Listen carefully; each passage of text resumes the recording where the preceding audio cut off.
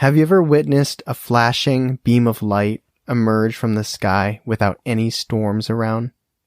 What would you do if your community kept experiencing strange occurrences but acted like nothing happened? Is Montana a major hub for UFO activity? Today, we test the believability of the Hamilton Lights.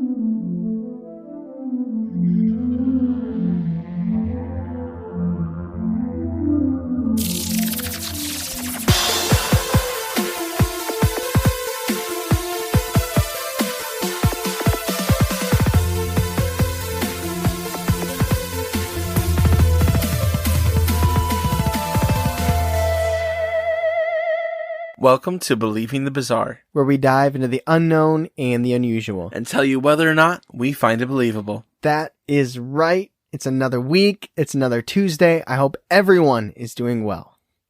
I'm doing fantastic. Thank you for asking me. You're everyone. Even the people not listening to this. Even the people that gave us like 2 minutes of their time and didn't like it. You know what? They didn't give us a 2-star, so I'll go with it. It's fine. I'm excited for today. Do you know why? I don't know yet. Because we're doing another listener submission episode. Oh, yeah. Those are great. Quick tangent, actually. So it just dropped last week. We probably posted about it on social media. But we were just on the NY Patriot podcast. Yeah. And it's very conversational based. And there's many left and right turns, conversations you wouldn't normally expect. So I would totally recommend checking that out. But I also want to say, the only thing we were given ahead going into this interview was, hey, pick a couple of episodes from your episode list that you like, and we can talk about it. We were like, all right, what two are you going to take? I don't know. What two are you going to take? And so I'm going back. I'm like just looking at our list, thinking about all the good times, back in the day of last year, which there weren't that many good times. But I was like, what episodes stick out to me? And crazy enough, as great as the big stories are, the Skinwalkers, the Mothmen, Jersey Devil, all that stuff, the two that I picked, and I'm not going to tell them on here, I'm not trying to pick favorites, even though I did, they were both listener submissions. I picked one listener submission. There's just something personal about them. You know what I mean? It's just like this connection that you don't get with those bigger stories. No, it's somebody telling you exactly something that happened to them. Just the personal touch I love. So I like it. I hope you guys like it. I hope you get excited when you look on your little phones and it says listener submission. Also, speaking of, we did have that collab with Haunting Seasons come out, which was awesome. So I hope you guys enjoyed that on Friday. It's not too often these days that we put out bonus episodes. Gotta love a bonus episode. When Baker only sees so many UFOs in a lifetime. Right. So we're kind of scrambling to find the bonuses. So if you guys really like that collab, let us know, and we'll see in the future. But with all that being said, I'm ready to dive in. Are you? So this story comes to us from Alexis out in Hamilton, Montana. Now, she alone might be half the population of Montana, so this is good representation that we're getting here. I've been to Montana. Have you? I did. I don't know if I believe you. I did. I went through Montana with my dad because he worked in Montana, and he wanted to show me where he worked at. I got to go to this huge power plant in Montana. Wow. And then they're like, all right, population control, you got to get out. You are really cutting into our resources around here. Montana is where I tried Rocky Mountain oysters, and I did not enjoy that. It's testicles. Oh, I was going to say, it's fried testicles. I feel like that happened. I feel like the friedness might make it palatable. No, it was bad. I didn't like it. What sauce do they give you? I don't like sauces. I'd assume ranch. On a different note, I bet the oxygen hits different out there, right? Just clean, good air. Yeah, it comes at you really fast because everyone goes over 80 miles an hour. Okay. So, Montana. So for the past 5 years or so, Alexis has noticed strange lights in the sky around her town.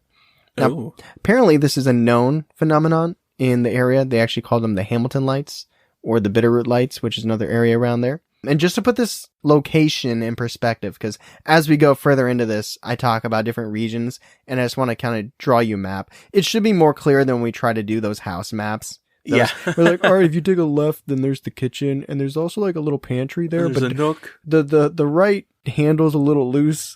It's not supernatural. I just want you to know that. But I did Google Map the area just because she was feeding me names of places, and I'm like, I'm lost. I'm like, I'm not even there. I'm still on my couch, and I'm lost. So I'm going to try and paint you a map. Very basic, just so when I refer to things, you'll kind of have an idea. All right? Okay. So Hamilton is in this little vertical line of cities. So imagine a vertical strip of not cities, towns, little towns, not big towns, farming towns. Hamilton's belt. Sure. Vertical belt, though. Like when you got it hanging over a bedpost because you don't put things away. And then to the left of that vertical strip of towns is this big, or at least it looks big on Google Maps, this big mountain range and Blodgett Canyon. So a canyon mountain range. And then on the right side of Hamilton, geographically speaking, I guess some people might say east, is the Sapphire Mountains. Okay. Oh, okay. So it's kind of in this valley between these two higher areas. Gotcha. So canyon going through this mountain range on the left, and then the Sapphire Mountains and Helena is far on the right. Helena? Right. Helena. Okay. That's what I said that first time. And You're correct. Then I doubted myself.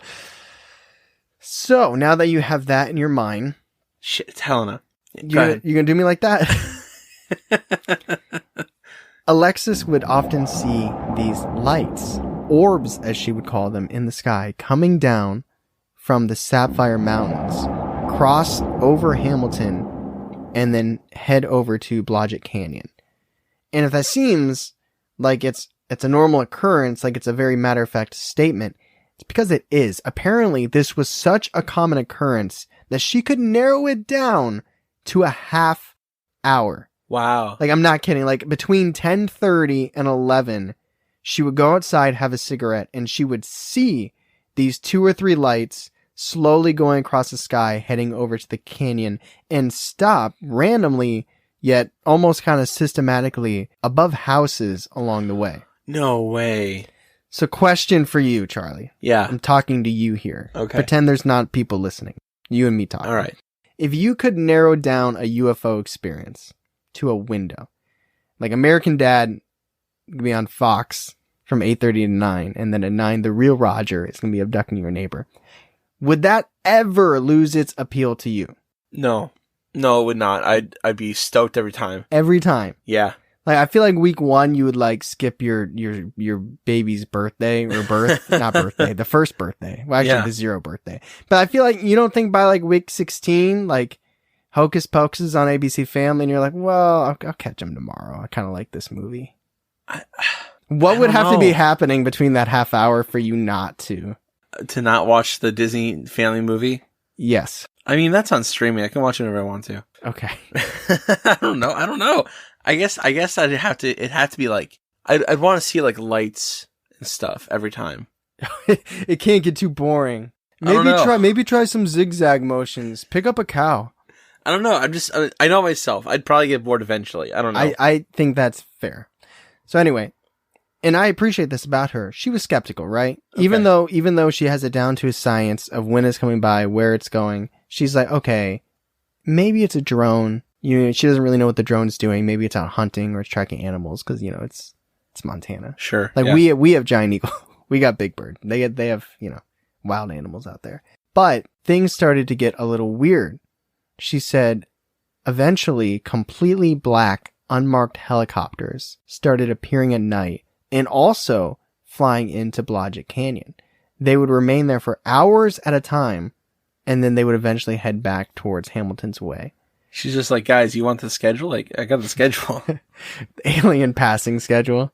It's like they got the people with like the little lights letting them know when the aliens are coming when you go. But there's also reports in her town that the black helicopters would be following the lights. Like there's not just like 2 random events. Like the lights would go across the sky and the helicopters would actually follow them. So maybe she did give them some intel. And I don't know what she means by reports. Like, I don't know if it's like a news outlets we're talking about this or it's like Hamilton's Facebook talk of the town. Oh, maybe. It feels more like that. It does, yeah. Now, another aside, I don't think we've explicitly talked about this, and maybe you can speak to this, and I apologize for putting you on the spot, but you are the native ufologist in training. Absolutely. Bizarre. Isn't there some tie into black helicopters and UFOs or aliens? Yeah, it's government chasing them. That's what the idea is. The government's like... It's just the government. Yeah. Like, they're chasing them because they want to know more about them. Okay. It's like a storm chaser. Except aliens. Yeah. And for those wondering, and just because I feel like this is a natural thing, like like you said, government, right? Military. Yeah. There is a U.S. Army Reserve about 2 hours east of Hamilton, and the U.S. Naval Reserve is about 45 minutes north of Hamilton. So it's not completely isolated away from the military. I just want to say that, just want to put it up front. And so I also want to say this one thing that always sticks out during the listener submissions, because obviously we rework it in our own phrasing and the way we talk about things. And I'm sure you've experienced this in your stories you've told as well. I always like the language that is used for certain things. Like when we did the Cursed Cabin, episode 13 with Pask, she was saying, like when they were talking to people on the Ouija board or the spirit board, they were connecting. Yeah. Like that phrasing. I was like, I'll change words, I'll change verbs, I'll change the way things are said. But if there's like a phrase that I really like and is repeatedly used, like the connecting with the board, and maybe that's what they actually say. I'm not familiar, so I don't know. Mm-hmm. But she kept calling these lights in the skies orbs. Like she didn't call them UFOs. She didn't call them aliens. She didn't call them spaceships. Pretty much every instance of this listener submission, she calls them orbs in the sky. So one, I think that's incredibly interesting. Two, maybe that's helpful in helping us understand exactly what she's seeing. Maybe, yeah. But three, I also just want to call that out now because obviously orbs are connected to spirits and the ghost world, and I don't want people to get confused in that translation. Gotcha. That's interesting. That's what I thought too, so I wanted to kind of call it out. So these orbs in the sky, that's what she's seeing. That's what she's seeing fly over Hamilton. She says that occasionally they will change color, and you know, if you think about a blinking changing light in the sky, naturally you think of maybe a plane, right? So that's kind of what the rebuttal was for some people in the town. They said, okay, maybe it's a satellite, maybe it's a plane. It's probably not actually a UFO spaceship. But Alexis insists that these orbs were flying way too low to the ground. She estimates that they were between 500 and 1,000 feet away from the ground. Is that close? It's like 1.5 to 3 football fields in the sky. Oh. Because that's how we measure distance here. Football fields. Especially in Montana. Do you notice how you were like, how far? And then I said it, you're like, oh yeah. So only a couple football fields. That's not so bad. Only 3 Nick Chubb runs. There's the NFL reference. Thank you. Plus, she's also seen drones out and about in town, so she has the opportunity to make a comparison, which is important. Because going back to last week's episode, the not deer, I was saying how it's important, it'd be nice to be able to look at a not deer compared to a deer. Yeah. If you just see a deer on its own, it might be hard to identify. The neck's a little bit long or the arms are a little bit strange, unless it's just, remarkably different. But the fact that there are people who have drones in Montana and specifically Hamilton, and she's able to see that and then compare that directly with those orbs and lights she's seeing in the sky. I'm not saying it validates what she's seeing, but at least it gives her a little bit more, understanding. Yeah, room to interpret what she's saying. For sure. Also, it helps that it's actually like a known thing in the area, the Hamilton lights, right? Which I will say, I searched and nothing came up, so it kind of feels like it's close to the vest, something that they say, something that they do. But she says it's so known and like understood that most people either ignore it or act like nothing's happening. She actually likened it in her submission to people around like Skinwalker Ranch and how they just accept the strangeness of it. In the fiction world, it feels like it to me, like Derry with Pennywise. How, obviously it's not as violent as that, but just kind of like the carelessness of that. Oh, people are dying. Oh, crazy stuff's happening. Well, that's Derry. That's Hamilton. Just get your milk and shut up. Right. But other than the consistent lights and things happening in the sky, there aren't any clear indicators of alien activity. There's no one coming forward and saying that they've seen an alien. There's nobody claiming that they've been abducted. And also, Hamilton's a pretty big farming town, and no one reports any of their cattle or livestock being killed or disappearing. But that doesn't mean that there isn't more weird stuff happening in the sky. And what do I mean by that? She claims that she's seen beams of light coming down from the clouds. Wow. Sometimes they're flashing, almost like a flashlight turning off and on, or similar to lightning. And other times, it's more of like a solid, non-wavering, opaque beam of light coming down. Now, she does say sometimes they occur during thunderstorms, but there are also many occasions where they occur and there are no thunderstorms in the vicinity. So this is where the teenage aliens learn how to drive stick shift. Yes. Yeah. Do you know how to drive stick shift? No. Dude, I learned how to drive and drive stick shift at the same time. It's amazing I'm alive. So Alexis recalls a particular string of nights where there were thunderstorms and lightning in Hamilton, but despite the storm, she noticed that there was this one singular light that was standing out. It almost looked like a spotlight coming down from the clouds. She said she tried to take a video, but her phone wasn't really able to capture it. Yes. Like you can't take pictures of stars. Yeah, like in the you sky. see it clear as day, and then you pull your phone out and you take a picture. It's and, like, what's that? Yeah, I literally have taken pictures of stars and thought in the moment that it looked clear, and then like 5 months later, I'll be scrolling through my phone, so I'm like, why did I screenshot a black screen? And I look back and I zoom in, I'm like, oh, is that a star or is a it crumb? dust? Like, Yeah, what is that? Yeah. So I don't blame her for not being able to catch that. And then a few nights later, the flying orbs in the sky were back around the same time, but they were also accompanied by blinking beams of light. Now, it was an overcast night, so the beams of light and the orbs were getting lost in the clouds. But at this point, beyond just going from the Sapphire Mountains to the canyon, she was starting to decipher a new pattern. And the lights would travel east of Hamilton to Gransdale, and then south by the highway, west of her toward the river, and then north again, where the orb that seemed to be leading the other lights, kind of like in a triangular pattern, would start flashing and then immediately move a significant distance away from where it had flashed. So you can't see it when it's not flashing. I think that's what she's trying to get at. Okay. Where it's like flash, you lose it for a second, flash. And it's somewhere like way farther away than you would anticipate it Gotcha. being. Okay. Which kind of reminds me what I talked about a little bit when I was in North Carolina. Where it's like flash, lights disappears, flash, not where you would expect it to be. Kind of trippy. So she's sitting down, she's watching this. I don't know how many times she's been trying to decipher this pattern, but she's paying attention. You know, she's watching a flash, it disappears, trying to pick out where it is next. You know, it's probably doing like zigzags and stuff that's just blowing her mind.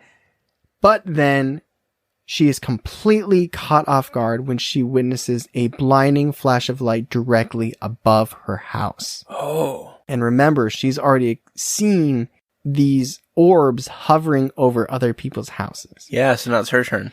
Yes. So she runs out onto her back porch and she's looking up, and remember, it's still cloudy night. So she's trying to catch a glimpse of what had caused this light, this flash, and she's getting this chill down her spine, this eerie, uncomfortable feeling as her eyes are trying to focus and adjust to what if could possibly made this flash directly over her home.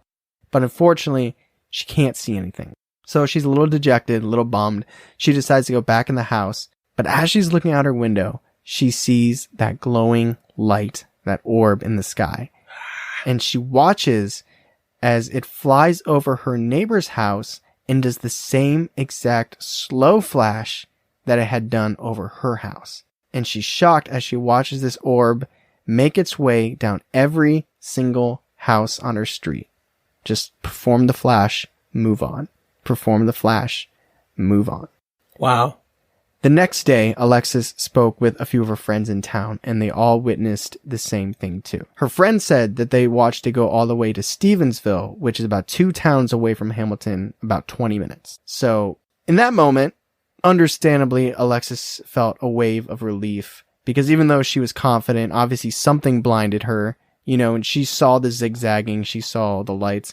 It was really nice for her to hear that some other people had witnessed the same exact thing too. It's kind of like what I say, like when you experience something supernatural or paranormal, I always think it's great to be, at least have one other person there just for reassurance, just so you don't start thinking you're crazy or start doubting yourself. Yeah, exactly. If other people see it, then you know, you suspect that you're not crazy. Exactly, because otherwise, I think doubt really starts creeping in. If you're the only one? Yeah. Yeah. Yeah. Even if you, without a shadow of a doubt, you believe it happened, a year later, you're like, Did I see that? Could have been a shooting star that flashed a light. Maybe that ghost was house. really just a curtain moving toward me. Yep. With a demonic look on its face and hands stretched out. I don't know, man. Long black hair. I was the only one there. So more and more of the flying orbs would come out and would go down Blodgett Canyon after the flashes in town. So this became not necessarily over her house, but just in the town, a regular occurrence. She noted one particular night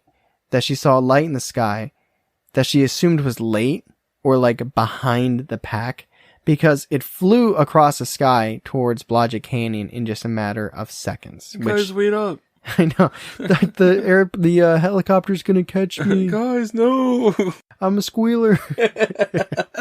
I don't know how long it would normally take something to go across the sky, but she literally said like from one corner of the sky to the next corner of the sky, from the Sapphire Mountains to the Blodgett Canyon, just a matter of seconds. That's pretty fast. Yeah. That'd be, I don't know if it would necessarily be like a shooting star across the entire sky, but that's pretty fast. Speaking of Blodgett Canyon, her mother actually had an experience there. Oh, okay. So one night while Alexis and her mother were camping, her mom saw a large rectangle flying in the sky, which was hard to see because it was incredibly reflective, almost like a huge mirror. And the way it like caught a glimmer where they could just see that there was actually a frame there, like a rectangle, but it was reflecting the night sky. Oh, that's cool. Yeah, like the only way I can really, I don't want to say cope, the only way I can kind of digest this is just picturing a large mirror. Yeah. And how hard, just imagine something flying across the sky and you don't even know because it's just reflective. Like it's one thing when you think about it being invisible or something like that. Yeah. But imagine it's actually there and you can see it, but it's just reflective. And so you're seeing the night sky. I guess it wouldn't really be upside down because maybe that would reflect the ground unless it's night. I don't, it's kind of hard to wrap your head around. Yeah. But she thinks that she was seeing the bottom of it. That's kind of what she came to terms with, is that she was seeing the bottom of this huge rectangular spacecraft in the sky while she was in Blodgett Canyon, which is where all the orbs in the sky head to around 11 p.m. And they saw it actually rising from Blodgett Canyon and head backwards, kind of where the orbs were coming from, to Sapphire Mountains across the valley.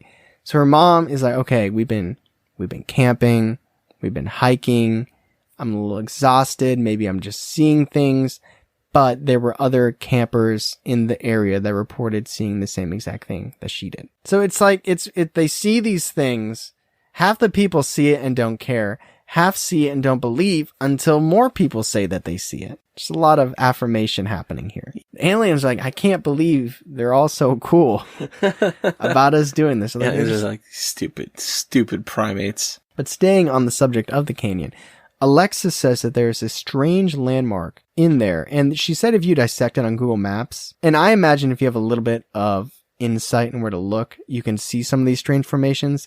I did not find any of these strange formations, but she says that there's this very bizarre rock formation that apparently makes like a diamond shaped hole through the top of the mountain on the south side of Blodgett Canyon. So I'm thinking maybe an entrance. And she says people in the area think it's naturally occurring, but every time she passes by when she goes hiking, she gets really eerie feelings. So much so that she actually gets this instinctive feeling that she shouldn't even look at it. Like almost don't even acknowledge that it exists. Like she's being influenced to look away from this rock formation and this opening. I wouldn't go by there anymore. But it's probably a great hike. So the last time she was hiking in that area, she fought the tendency to avoid it. And when she started looking at it and really focusing on it and concentrating, she started hearing this deep humming coming from that area of the mountains.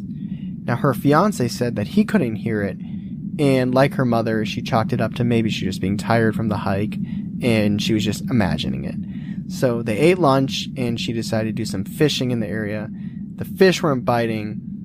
They didn't care. She didn't care. She's like, screw this. I'm bored. No one likes fishing. I'm going to pack up. But while she's packing up, she felt the urge one more time to look over at this strange rock formation. And as she did, she noticed a single low floating cloud, just one little cloud, float over all the way to that exact rock formation, that opening, stop. So it's actually blocking it from vision from what she said 3 to 5 minutes, and then just completely dissipate, just evaporate, like the cloud's just gone out of nowhere. Man, I thought for a second, like she looked at the rock formation and she saw like a little gray head popping up or something.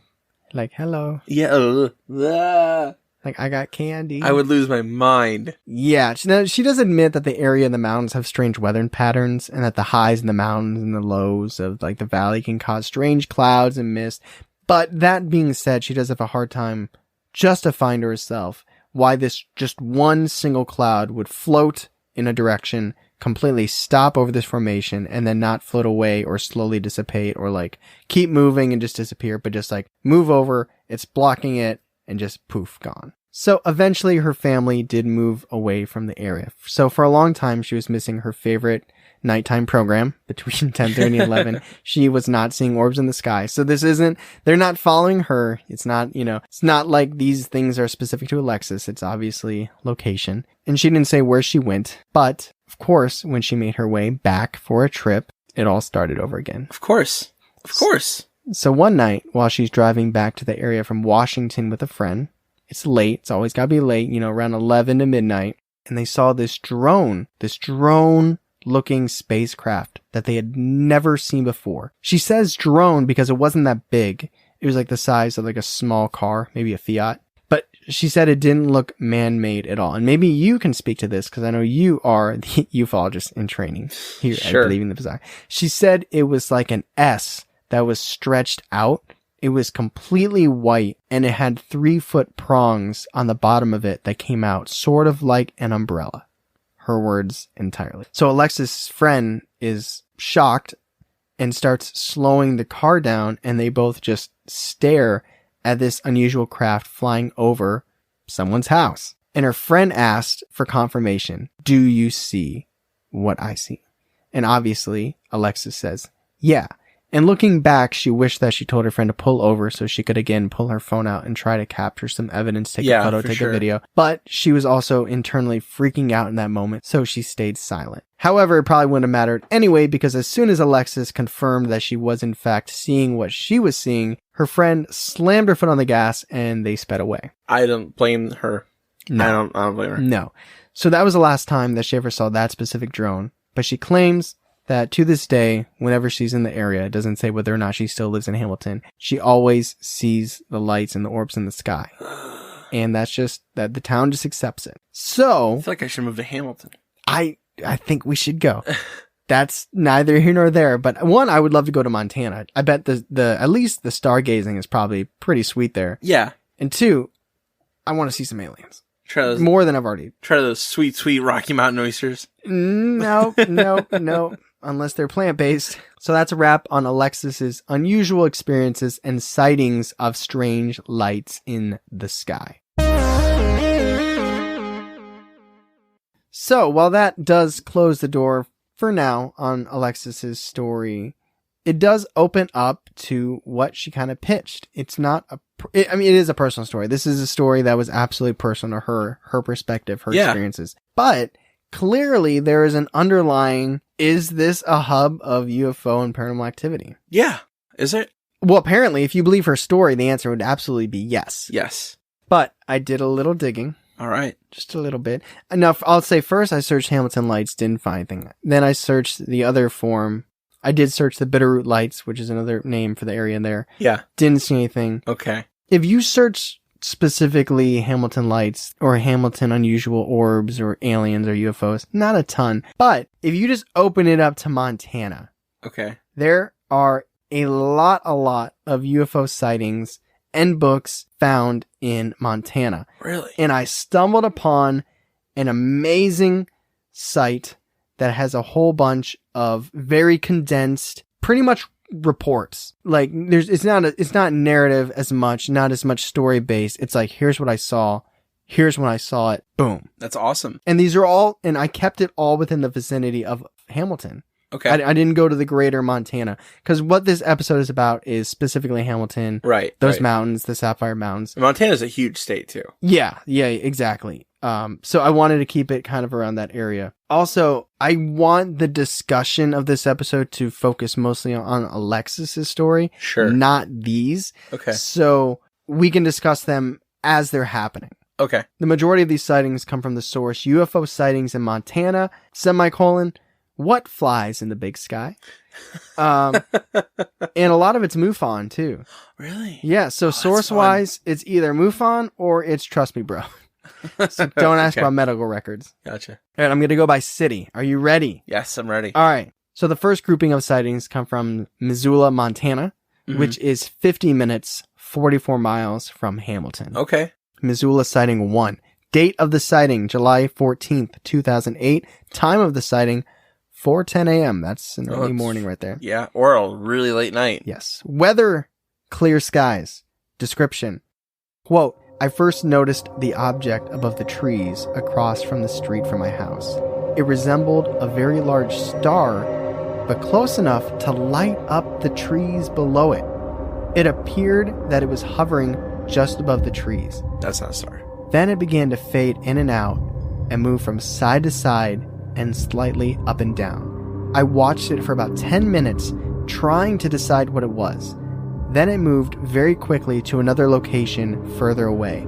It continued to get bright and then dim, bright and then dim. I talked to my husband and he told me to get pictures.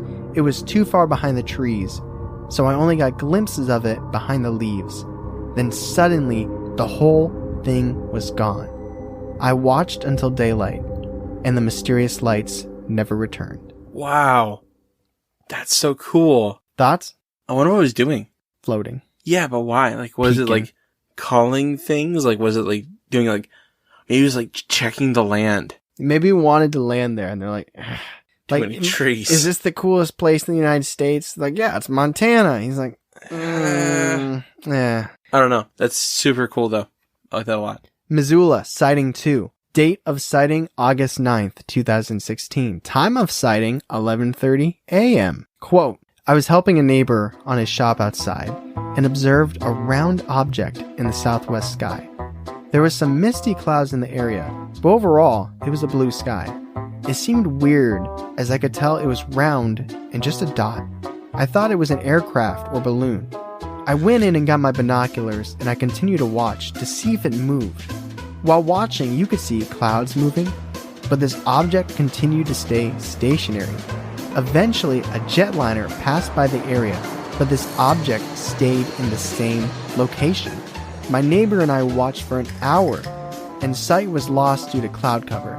My binoculars only showed that the object was round. I tried to steady my binoculars by leaning against a window frame. That helped a lot, but didn't show me any more than the round object. I could tell the object was really far away. When the jetliner flew past, the jet was far too, but the object seemed even further. In all honesty, I believe it was a balloon, but it didn't move the whole time and remained stationary for approximately the hour we observed. Now, MUFON field investigator notes on that. Description. Quote, initially a celestial object was suspected. Using the program Stellarium, there are a few suspected culprits. However, advancing the time 1 hour does not leave any of them in the same place. They all cover a large viewing distance. So basically they were like, oh, it could be the celestial body. Oh, nope, they moved in the hour. This thing did not. They cannot all be winners. I think this one's absolutely a balloon. A weather balloon. A weather balloon? Yeah. Do they stay stationary? I don't know enough about them. They don't, yeah, they go up. That's about it. Wouldn't it be moving up though? I think it stops at a certain point. And it's like, all right, this is good. The water, the air is warm right here. Well, it's like a certain density of the atmosphere it stays at. I don't know enough about weather balloons to speak to this. I'm pretty sure that's what happens. It stops at a certain density. Well, then you would agree with this person because they also came to the conclusion that it was a balloon. I think him and I are on the same page. Yeah, I think it's a balloon. But it's good that he reported it. Missoula, sighting 3.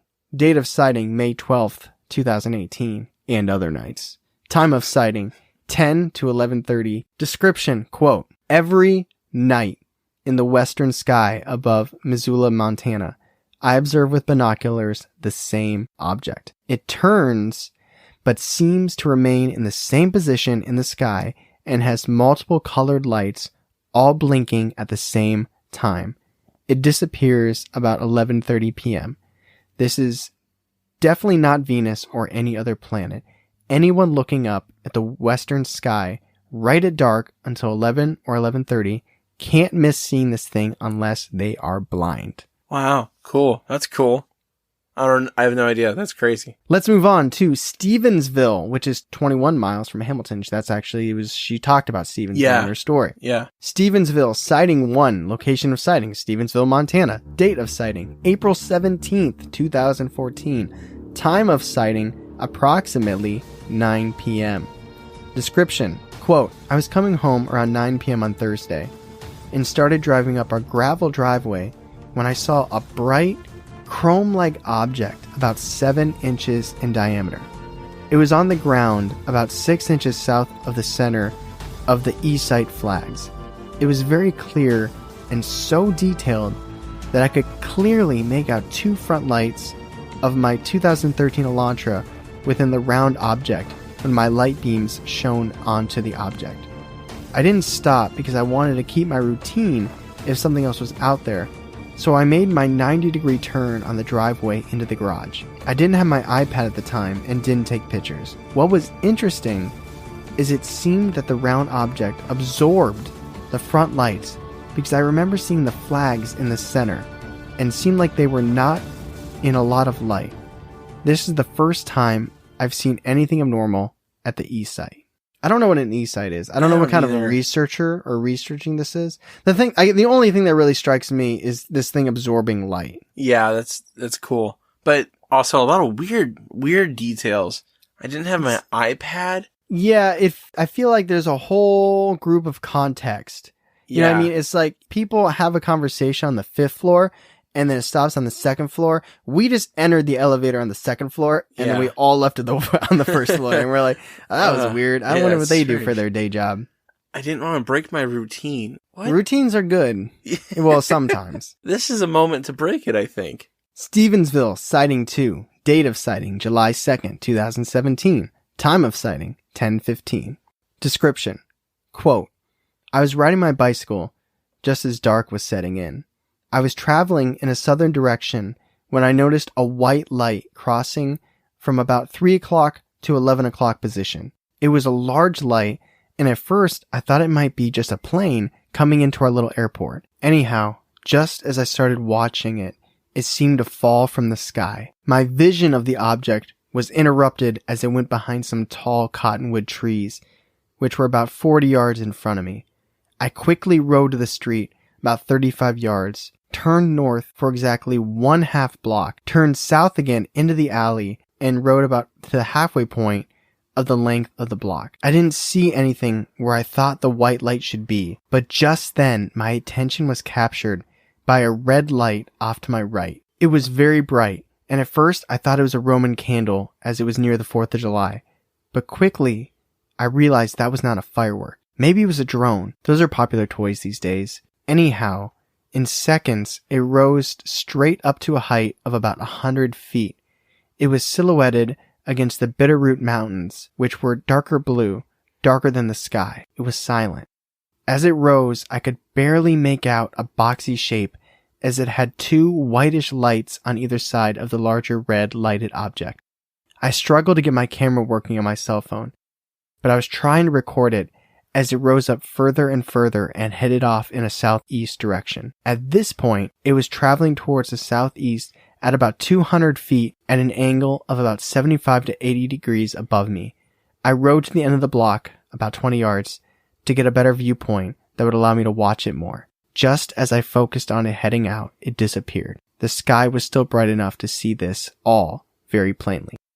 Maybe it's a Montana thing, but everybody, unquote, is very, very particular and like dialed in like degrees. Yeah. 3 o'clock to 11 o'clock. I can't break my routine.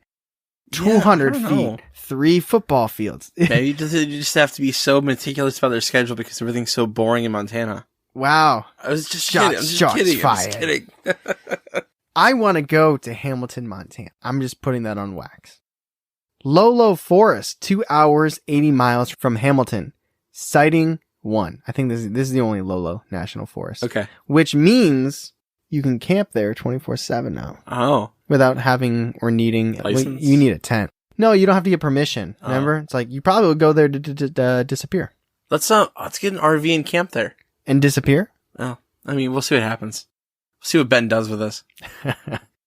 Sighting 1, date of sighting June 5th, 2016, time of sighting near midnight, Montana time. Description, quote, we were camping in Lolo Forest in Montana with friends. We were looking at the stars and watching shooting stars when we saw this object, which we thought at first was a really large satellite. We both had a strange feeling about it as it flew straight across the sky above us. It was moving at a steady pace, and it looked like a big bright star or a satellite. We began shining our bright flashlight at it, yelling for a few seconds when it flew over to the other side of the horizon. It started to dim and shimmy back and forth, going in an upward direction, faster and dimmer until it completely disappeared. Neither of us have ever seen anything like that before. Oh, was it trying to shimmy? Was it trying to get like a tip? Like what the... I think they mean it's doing that UFO zigzag motion. Oh, okay. That makes sense. I think what this, for some reason, I like this one a lot. It's very mundane, but I feel like it's also like a very legitimate, not that the other ones aren't, but this is you and your friend and you see just something strange in the sky. Yeah. But I think what they're getting at is it was going across the sky. It started shimmying, so you already know it's an irregular ship. Yeah. And it got dimmer and dimmer because it was going back up, into space. Up. All right, we finally have arrived. Hamilton, Montana. Pulled into town, took her sunglasses off, said, "Are you ready for me, Hamilton City?" The alien's like, I'm not throwing away my shot. Hamilton, sighting 1. 0 miles, 0 minutes from Hamilton. Sighting 1, August 2011. Fireball, triangle is the shape. Whoa. Source, MUFON. Oh, snap. That's cool. On Monday, August 29th, at 12:10 a.m., I left my residence on my bicycle and headed towards the bridge in downtown. As I approached the crest of the hill, I spotted a large red fireball hovering above the river, also near National Guard base, interestingly enough. At first, I figured that it was a cell tower, but reason told me that I had been on this road 100 times a night, and there are no cell towers that close and this bright. Descending down the hill, I crossed the bridge, and I sincerely felt that this object was aware that it had been spotted, and began to maneuver across my path, approximately 200 to 500 feet away. It was difficult to judge the distance because of the darkness around. I then noticed the large red fireball was in fact 3 red fireballs that pulsated in a triangular pattern. Oh my god. The object hovered over the trees, and I lost sight of the object twice before losing it in the buildings downtown. The object was completely silent. All that could be heard was my heavy breathing as I attempted to chase this object on my bike. I had no fear whatsoever. If anything, I felt as though it was going to be there. In other words, I wasn't surprised at all. As I pursued the object, I was either lost in concentration or excitement with a hint of shock. When I reached my destination, I told my fiancée about the incident. We drove home without further incident while she related to me her disappointment for not being present to witness this event. Ironically enough, she was fortunate enough to see the object again the next night around the same time.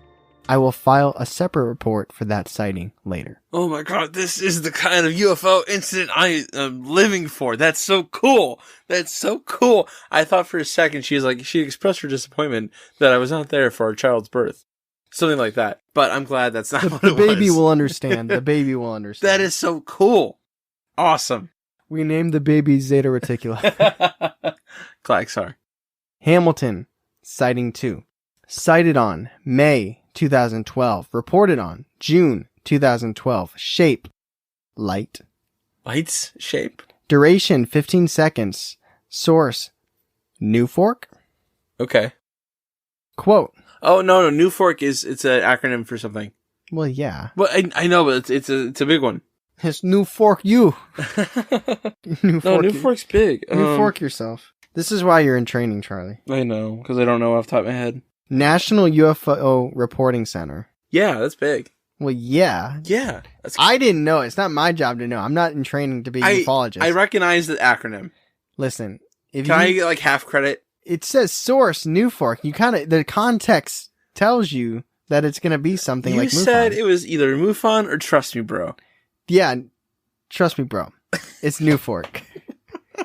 Quote, large, intense, white, bright light in the late evening of May 29th, 2012, near Hamilton. On the night of May 29th, around 11:30 p.m., I witnessed a bright light in the sky near Hamilton, the Bitterroot Valley. I went outside to have a cigarette, and I looked up at the stars, and turned my head down and looked up again, and an extremely white light shining. For example, say the stars are the size of a dime, and this light was the size of a grapefruit. It lasted only about 10 to 15 seconds, and then slowly diminished. It didn't move right or left, or up and down. After it disappeared, an aura remained that was rather light bluish. Was it an exploding star? I have no idea. Other than it was remarkable. The brightness was crystal white. Brightness that I've never seen before. It was round with feathered light near the outside. Hard to explain. I was stunned and shocked. I checked out images of exploding stars on the web, and there are a few that resemble what I saw, the bright white intense light. I just have to report this, since I've never seen anything like this before. New Fork note, witness elects to remain totally anonymous, provides no contact information. Could you imagine, I've thought about this before, I don't know if you have, and it would be so long after because of the way light travels and stuff, it would have happened way in the past. But imagine seeing a star explode in the sky. What? That'd be crazy. It'd be really cool. I would totally write to New Fork about that. I would write to MUFON, and then I'd write to New Fork. Oh, okay. I would write to NASA about that. They would just forward that to MUFON. Hamilton, sighting 3. Date of sighting, April 25th, 2015. Time of sighting, 10:25 Mountain Time. Description, quote, I saw one large orange orb, followed a few minutes later by 3 more large glowing orange orbs moving slowly over Hamilton in a northwesterly direction. They were low and silent, but they were large. There was no noise in town, street or otherwise. They were like no aircraft I've ever seen. They were self-contained orange balls of light, but I didn't feel threatened by them. That reminds me a little bit like what you saw. Really? A little bit. This reminds me very much of Alexis's story. Like, this seems to kind of fit. Mm-hmm. Like, not necessarily the direction. Well, yeah. I guess northwestern is true, because they're coming east from the Sapphire Mountains. Yeah. And she was saying they were going west. That's right, yeah. To the canyon. Mm-hmm. So, also, glowing orange orbs is a tongue twister. Yeah. Like, you need to say large glowing orange orbs. Large glowing orange orbs. Like, that's how you warm your mouth up. Yeah. That's that Betty Botter stuff. Finally, Hamilton, sighting 4. July 4th, 2017, time of night, midnight. Description, quote, I was watching fireworks, looking west toward the mountain. I saw a stationary orange glowing ball of light that looked like it was moving slowly toward us in the east. There were no fireworks directly in that vicinity. As we watched, it maintained its altitude and brightness, and then it disappeared. Unquote. Oh. Short and simple. Yeah. It's cool, though. The light. See lights in the sky. So, before we get to the discussion, again, that was just adding to the lore of Alexis' story. She's saying it's prevalent in this area. I said bet, and I searched, and she was right. Yeah. Clearly. Yeah. Does this make... I'm not saying you ever doubted her, but does this make you doubt her a little less? It gives her so much more credibility. Credence. I was not going to say it. You felt it a little bit. I felt it in my heart, but I didn't say it. It did. It gave her credence. It did. Listen, about 50 minutes ago, I don't think you thought Montana was a hub for UFO activity. I really did not. But now we're going to Montana this summer, apparently. So, this is an aside. This is a complete aside, but it brings us back to Alexis. It's a nice wrap up in a very unexpected way. This also shows you just absolutely how far back Charlie and I are on listener submissions. Are you ready? I'm just going to read what she said. Oh, you ready? Okay. This was part of her submission. Quote, thank you for letting me tell my story. And also, if you could do an episode about the strange staircases that are out in the middle of nowhere in the woods and other strange places, that would be a cool episode to listen to. I agree. We dropped that on March 23rd. So please, again, everybody who has submitted a story to us, please be patient. This was pre-March 23rd, and it is currently October, so. We're doing our best. But there's more still in her quote. Okay. We have a couple here in the Bitterroot Mountains, too. And she's talking about the stairs. Oh. There's actually a really creepy story about it out here that really freaks me and my friends out. One of my fiance's friend's dad and his friend found one. His friend went up the stairs, and then when he came back down, he didn't say anything. He just shot himself in the head in front of his friend's dad. Oh my God. Yeah. Yeah. She said this was 30 to 50 miles in the mountain, so she wasn't sure if it was technically in the Blodgett Canyon or what part of the canyon, but now they truly believe that nobody, if they ever find those staircases, should ever go up them. Well, yeah. Oh my God. That gave me chills all over. So on that note, let's go to the discussion. So before we get to the discussion, now is the time that we thank our very appreciated Patreons. Oh, yeah. Our new Patreons especially, and there's a good handful this week, which is both amazing and exciting. So thank you to Kirk, Colby, Ivy, Jordan, and Martha. Wow. We appreciate all of you for joining our Patreon. We appreciate everybody who has previously joined our Patreon. Tons of content every week, bonus additional stuff, director's cut, quizzes. Like we said a couple weeks ago, we started adding in Netflix party chat watches where we can all get together and chat while we watch horror movies on Netflix that you guys get to pick when we put up polls, extra polling opportunities, tons of fun stuff. So if you finish all the main episodes and you want more, just know that it's out there waiting for you should you choose to take it. So with that said, back to the discussion. Alright, so like I said, I wanted to keep this pretty centered on Alexis' story. I mean, if we discussed every single one, that's why I wanted to keep those kind of rapid. Because at first, I'm like, okay, this is Alexis' story, this is her story, this is the discussion. But it just, when it got to her claims about the area, I was like, I got to be able to find at least a couple other things. Mm-hmm. And then when I found the site where it's just listed all these, and they're just like the perfect length too. Yeah, just nice. Like short, to the point, descriptive, you're in like popcorn. I actually cut a couple. Because it was just like, one, these can't go on forever, but I think these are the best ones, but it's like, it's really cool. And I appreciate the websites out there that actually collect this information. It's both, it's good entertainment, but it's also like eye-opening. To how many people actually see this kind of stuff in the sky. Right. So if like the first 40 minutes, you're like, wow, this girl's crazy. Now, I hope you're at least a little bit like, well, maybe the whole town's crazy. Because it's a lot of sightings. The one with the fireballs. Makes me so happy. But also, I'm still not over how he ended the Yeah. It's a little jarring, right? Yeah. And also, I feel like, I can't remember exactly where we came down, but we were pretty low on the believability for the mysterious staircases in the woods. Yeah. And most of the stories that you find are Reddit, where, it's somebody flexing their creative writing skills poorly. Or well. We found a couple that were good. Mm-hmm. But if you're going to trust the first half of the story, it makes you want to trust the second half of the story. But it's not like she's not saying I saw these stairs. Right, it's not firsthand. It was her fiance's dad's friend. That's third hand, but still, it's someone you know. Yeah.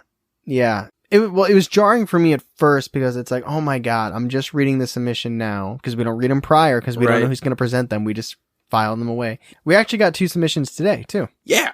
So, but we don't read them ahead of time. So I'm reading. I'm like, oh my God, the mysterious staircase. So I had to go back on our list. I'm like, when did we talk about this? I'm like, March. I'm like, oh my God. And then I kept reading and she talked about that and that experience. I'm like, oh my God. Like, that's my inclination is that doesn't fit the main story. Cut it.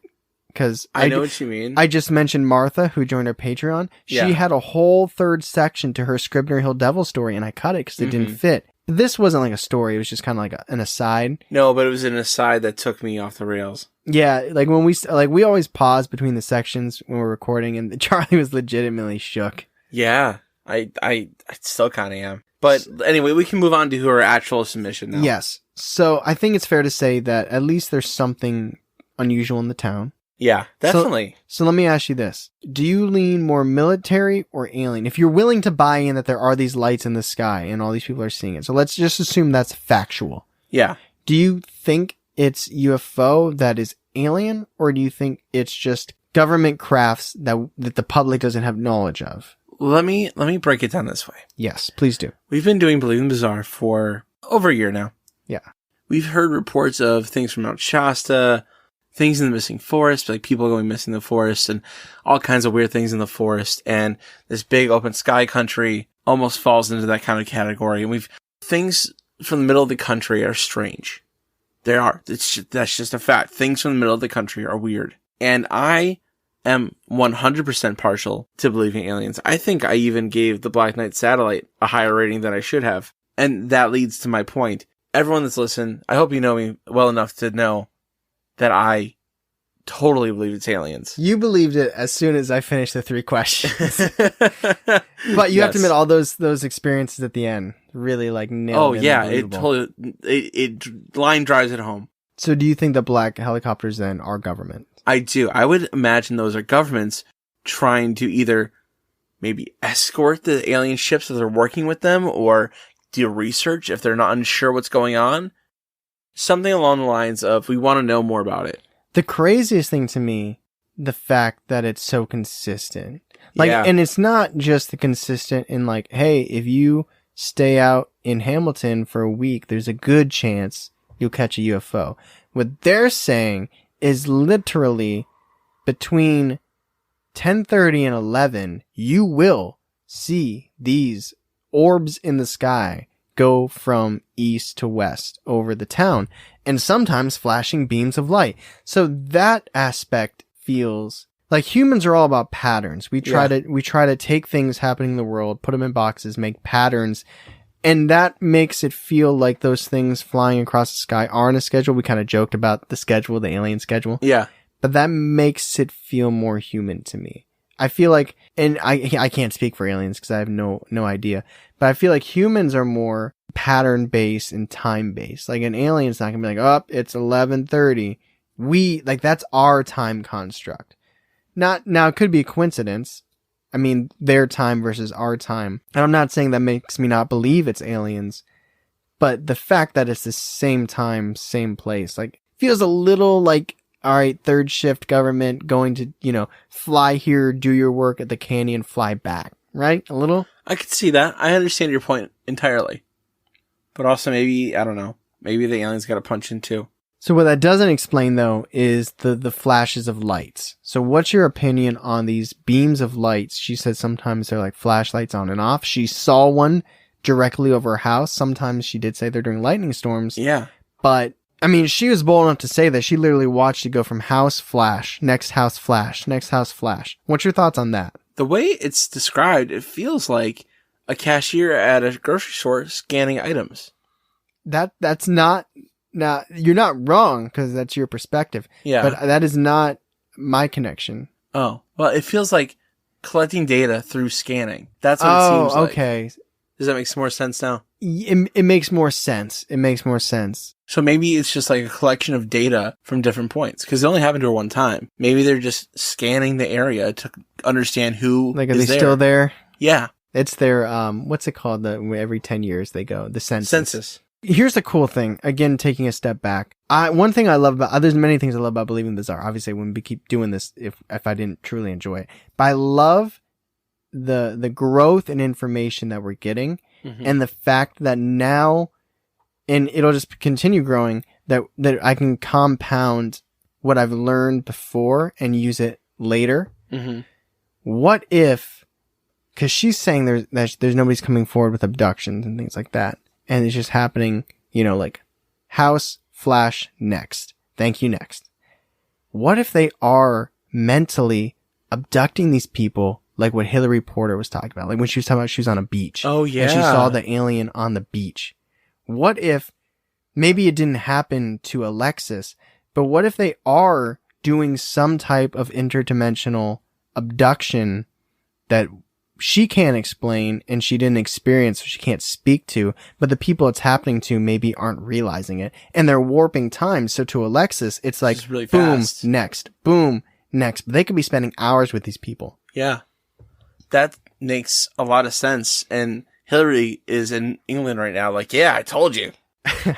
I listened to some videos of her, so she's like, oh, so I told him that there's some people going down there, and I told him so, that there's interdimensional, and that it's quite frightening, really, when they come, and sometimes I'm on a beach, and I like the idea. I hope she listened. I hope so too. Now, I just went to saying that maybe they're fake and it's just government officials, to maybe we're getting abducted by flashes of light. So I like to play both sides. Yeah. Yeah. So I think you already gave your scale rating, but I also want to hear it just in its finite. Believable. She made it really easy for me. Really easy for me. Now you already know I do lean aliens too. Yeah. This is one that I probably would be between viable and believable. She never talks about aliens. Did you notice that the entire episode she didn't really say anything about aliens? Yeah, she did. She talked about orbs. Right. She's not claiming. I mean, I think she's alluding to, but she doesn't ever actually. I think anytime that there was UFO in there, it was me rephrasing. Right. So if you go back and listen and you're like, oh, I found it at the 14-minute mark, that's me rephrasing. Everything she said was just glowing orbs. Mm-hmm. Maybe she did. Do you think, did she? I'm trying to think I didn't read it, man. I don't know. Well, you just heard me say everything. Oh, if you've ever said UFOs? Yeah. I think you might have a couple times, but that was you. Yeah, that's my influence. So maybe, okay, don't go back and listen. She's not necessarily saying I saw aliens. That's my point. She's not saying there are aliens in Hamilton.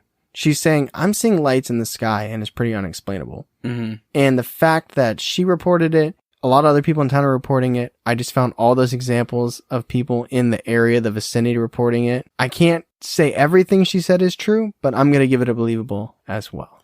Man, I do really appreciate that old man's like, I think that's a balloon, but geez, it's weird. So that is our episode, The Hamilton Lights. Oh man, you should call it the Hamilton Flap. Flap is a word for a lot of alien or a lot of UFO sightings. That's true. But you didn't know what New Fork was? You. New Fork, you. I hope someone listens who works there. Get us Oh, do you remember somebody actually came to us when we were at Porch Rocker in August and they claimed to work for NASA? And they asked us all of our opinions on what we think is real with aliens. And then they just like smiled at us and said, well, I can't say. I do remember that. Yeah. I'm like, what a tease. Yeah. I was excited. I was like, maybe I'm going to learn some inside information. And then I Nope. did Big not. nope. That's okay though. All we did was give them a sticker. Yes. But anyway, thank you, Alexis, for submitting your story. Thank you for being patient. Who knows if you're even still listening, but if you are, thank you. That's crazy. And like, we joke a lot. I really do want to visit Hamilton, Montana now, or at least that region of Montana. Hey, I'd love to. We're going to that canyon. All right. Yeah, Alexis, thank you so much for your stories. I really enjoyed what you wrote about the spheres in the sky, but also that last little caveat of the stairs in the woods is chilling. Thank you for that. Yeah, I thought you might like that little bit of tidbit. I did. And if you, the listener right now, listening, enjoyed it and you want to let us know that you enjoyed it, you can hit us up in our DMs. We are very active on Instagram. Mm-hmm. Not as much on Facebook, and Twitter is like, it's the Montana. It's just kind of, Barron's probably mean to say after doing that episode on Montana. Don't go to Twitter unless you really want to, but hit us up on Instagram in our DMs, or you know what you can do is you can head to Apple Podcasts, leave a 5-star review, and tell us in there what you think about the podcast. Yeah, we see those almost instantly when they come up. It takes a couple days, It does. Like if we post it on a Saturday and it says a Wednesday, it didn't fully get through aggregate until Saturday. So we're not late on them. I promise. Also, breaking exciting news. If you've made it this far in the episode, then we saved something special for you. We have an awesome event coming because it's spooky time. So we have to do an awesome live event. Yes, it's going to be very cool. One of my favorite things of all time, probably. it's going to be live from a location that is not where we are now. That's right, because last year we did Helltown, Ohio. So it is Which was close to us. Yeah, it was like 20 minutes. This is not as close. Not as close, but not like we're not going to be driving forever. We're not going to Montana. Right. But it is going to be live. It is going to be Friday, October 29th at 9 p.m. Eastern time. You'll be able to stream it. You'll be able to hear it back just like you're hearing this. We'll put this up too. But if you want to watch it live, we'll be live streaming on both Instagram and Facebook. So again, that's October 29th at 9 p.m. Eastern time. And again, we want to shout out, we just did a interview with NY Patriot, so go check them out, check our socials, and Haunting Seasons. We did a double collab. He had us on his show. Yeah, you should listen to that one too. Yeah, he's really good stuff. Comes out the same day we put out our bonus. Friday. Last Friday. So thank you everybody so much for listening. As always, I'm Tyler. And I'm Charlie. And catch us next week on Believing the Bizarre. A podcast as bizarre as you are.